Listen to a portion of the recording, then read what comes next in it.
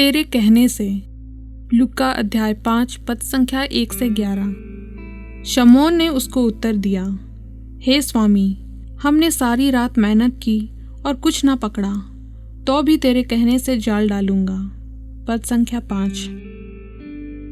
जब एक विशेषज्ञ अपने कार्य में असफल हो जाए तो वह निराश और हताश हो जाएगा। असफलता के डर से वह काम करना नहीं चाहेगा। यही स्थिति शमौन की थी। शमौन एवं उनके साथियों ने, जो पेशे से मछुए थे, रात भर गन्नेसरत की झील में मेहनत की, लेकिन कुछ भी ना पकड़ पाए। यीशु ने बैठकर उपदेश देने के लिए शमौन पतरस के नाव को चुना। जब यीशु उपदेश दे चुके थे तो उसने शमौन से कहा, गहरे में ले चल और मछलियां पकड़ने के लिए अपने जाल डाल। शमौन ने अनिच्छा से उत्तर दिया, हे स्वामी, हमने सारी रात मेहनत की और कुछ ना पकड़ा, तो भी तेरे कहने से जाल डालूंगा। जब शमौन ने आज्ञा मानी तो परिणाम अविश्वसनीय था और शमौन का एहसास कल्पना से परे था। शमौन ने इतनी मछलियां पकड़ी जो शायद जीवन में एक बार में भी कभी इतनी मछलियां नहीं पकड़ी थी। उसके आंतरिक जीवन में ऐसा हलचल आया जो पहले कभी नहीं आया था।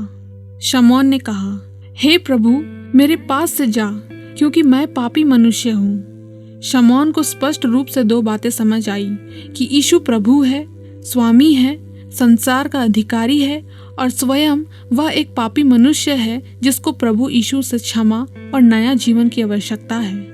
यीशु ने उसे यह कहकर ढाढ़स और सांत्वना दिया, मत डर। आज आप जीवन के किस मोड़ पर खड़े हैं? किस स्थिति से गुजर रहे हैं? क्या आप विद्यार्थी हैं और पढ़ाई या ग्रेड के लिए चिंतित है? क्या आप बेरोजगार हैं और नौकरी की तलाश में दर दर भटक कर हार चुके हैं? क्या नौकरी में हैं और अपने काम से यह सहकर्मी या बॉस से किसी बात के लिए परेशान हैं? क्या आप व्यापारी हैं और अपने व्यवसाय में घाटे और मंदी के दौर से गुजर रहे हैं? क्या आप पति हैं और पारिवारिक समस्या में डूबे हुए हैं?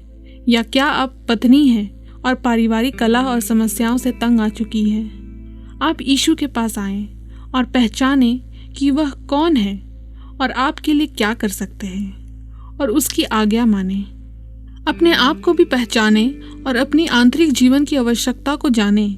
शमौन हताश और निराश होकर कहता है, तो भी तेरे कहने से जाल डालूंगा। उसने आज्ञा मानकर एक बार फिर परिश्रम किया और उसका जीवन, जीविका, पेशा सब कुछ बदल गया। क्या आप शमौन के समान कहेंगे कि यह सच है कि मैं सफलता और निराशा के गर्त में गिर गया हूँ, अब हिम्मत और ताकत नहीं रहा, फिर भी प्रभु यीशु आप पर विश्वास और भरोसा करते हुए और आपकी आज्ञा मानते हुए एक बार फिर मेहनत करूँगा। आइए प्रार्थना करें।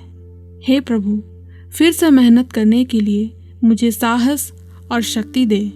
आमीन।